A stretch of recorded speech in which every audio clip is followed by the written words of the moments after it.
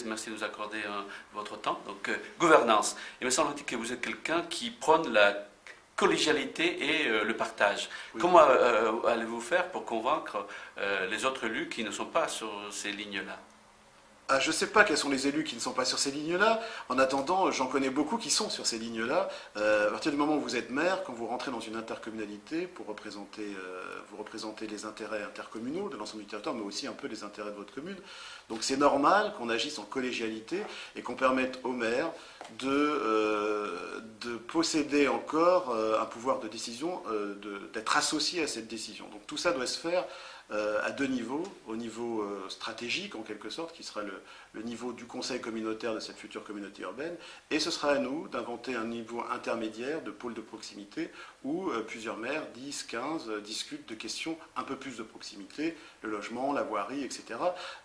Ça leur permettra de partager tout ça. C'est pas surcoûteux comme démarche, dans la mesure où si vous confiez à ces pôles une enveloppe financière dédiée chaque année et négociée, ils auront à gérer cette enveloppe financière sur ces thématiques-là. Donc on peut tout à fait organiser une gouvernance de proximité qui soit pensée et pas forcément coûteuse, ça nous semble important. Ça c'est la première chose. La deuxième chose, effectivement, c'est la dimension comment dirais-je, de collégialité, de transparence et surtout de proximité. Pour moi, effectivement, la proximité de l'élu, c'est la proximité de l'habitant. Et il ne faut pas que cette communauté urbaine donne l'impression que les thématiques du quotidien soient effectivement bannies de son lexique, en quelque sorte. Le quotidien doit aussi habiter cette future communauté urbaine. C'est les habitants. Deuxième question concernant les moyens. Est-ce que vous avez les moyens de vos ambitions? Autrement dit, l'intercommunalité a les moyens de ses ambitions. Vous savez comme moi que le contexte financier est difficile. Donc pour ce qui est des moyens financiers, ils vont être contraints, comme c'est le cas de toute façon actuellement. On devra faire des priorités en matière de projet, et j'insiste là-dessus, il faudra que la priorité soit faite sur des projets de développement, de création de valeur ajoutée, parce que ce sont ces projets-là qui nous permettront de créer de la richesse pour l'emploi, pour les habitants, mais de la richesse aussi fiscale pour la communauté urbaine, et permettre effectivement son développement à venir. Il faut qu'on cible effectivement des projets créateurs de valeur ajoutée autour de certaines thématiques comme l'innovation. Ce sont les pépites de demain. On a déjà commencé sur le Montois à travailler là-dessus. Comme le numérique, c'est-à-dire un levier colossal, j'allais dire, de valeur ajoutée à terme. Et je crois beaucoup à la transition énergétique. Je pense qu'on a un territoire qui propose des solutions de restructuration, de réhabilitation qui pourraient permettre le développement de l'énergie renouvelable en général, des énergies renouvelables, des projets liés, pourquoi pas, à la méthanisation des déchets, etc. Donc on a, à mon avis, une source là d'emploi et de richesse dans la transition énergétique particulièrement intéressante sur notre territoire. Quid de l'environnement? Parce que vous avez bien dit qu'il y a une dichotomie parfois, quand on fait de la croissance économique, quand on fait le développement économique, il y a parfois des problèmes d'environnement, des conséquences sur l'environnement. Raison de plus pour travailler sur la croissance verte, c'est ce que je suis en train de vous dire. Il me semble que la transition énergétique, elle propose effectivement des emplois qui ont une vocation écologique et environnementale forte dans l'efficacité énergétique des bâtiments, dans le déploiement du véhicule électrique, dans la méthanisation des déchets, dans les transports propres, etc. Et vous avez d'ores et déjà sur le territoire des PME, des TPE et des grands groupes qui travaillent sur ces questions-là. Donc c'est à la communauté urbaine, ce sera à la communauté urbaine d'accompagner ces réflexions pour une croissance verte. Voilà. Une dernière question que je vais vous poser. Vous avez eu dans la CAMI un conseil économique et social, entre guillemets, pour les habitants, pour les acteurs économiques. Est-ce que vous pensez, vous, que ce type d'entité peut être aussi mise dans le cadre de la communauté urbaine future? C'est fondamental d'associer et de faire participer à la réflexion l'ensemble des forces vives d'un territoire.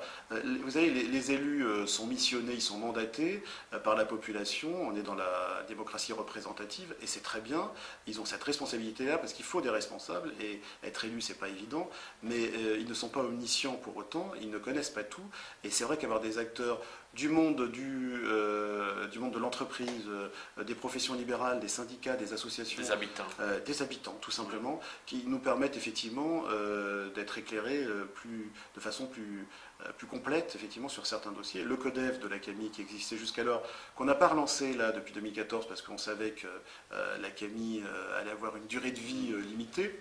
Ce CODEV-là a été une véritable expérience qu'il faudra effectivement remettre sur la table dès la création de cette CEU. Ça me semble indispensable de s'adresser aussi aux habitants de notre territoire.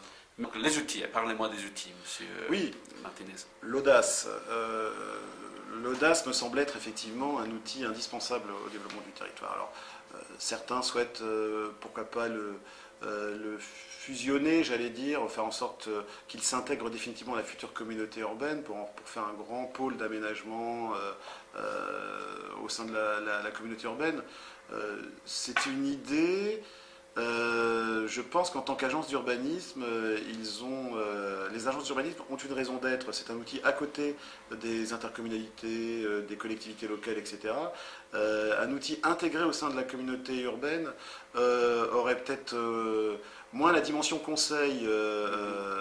On gagnerait à maintenir cet outil à côté de nous, qui puisse avoir, j'allais dire, la latitude suffisante pour nous dire sur tel ou tel sujet les réalités et être en toute objectivité. Donc je ne suis pas forcément convaincu qu'il faille supprimer l'audace et la faire fusionner au sein de la future communauté urbaine. Ça me semble très important à dire parce qu'effectivement, il y a un débat actuellement sur l'objectif audace, est-ce qu'on doit maintenir ou pas. Je rappelle par ailleurs que l'audace fait partie du réseau des agences d'urbanisme et travaille particulièrement sur le sujet de la vallée de Seine avec nos voisins normands. Donc il y a un vrai travail qui est fait par les différentes agences d'urbanisme et ça nous oblige à réfléchir aussi à l'avenir de cette structure. Donc ça c'est le premier point pour l'audace.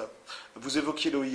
Pour moi, à partir du moment où l'État et le législateur ont défini comme périmètre de cette communauté urbaine, enfin de cette intercommunalité, le périmètre de l'OIN, ils ont de facto voulu substituer, j'allais dire, au pouvoir de l'État, parce que c'était l'État qui définissait l'OIN avec le PAMSA, etc.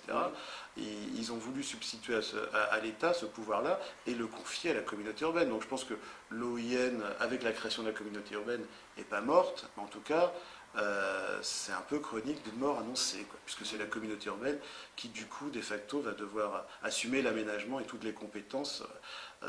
Peut-être, et là c'est plutôt positif, que c'est pas plus mal, effectivement, que ce soit ainsi, dans la mesure où on est vraiment dans une démarche où les élus vont prendre à cœur et à corps leur sujet et ne pas laisser l'État faire pour eux. Voilà. Donc ça, je trouve ça intéressant que les questions liées au transport, parce que l'OIN, c'était quoi? Je résume très grossièrement. L'État nous disait, on vous fait des infrastructures, on vous amène du développement économique, vous nous construisez du logement. Voilà, on résumait les choses très grossièrement. On a construit du logement, on attend toujours le développement économique et les infrastructures. A priori, on nous dit qu'EOL va venir, etc.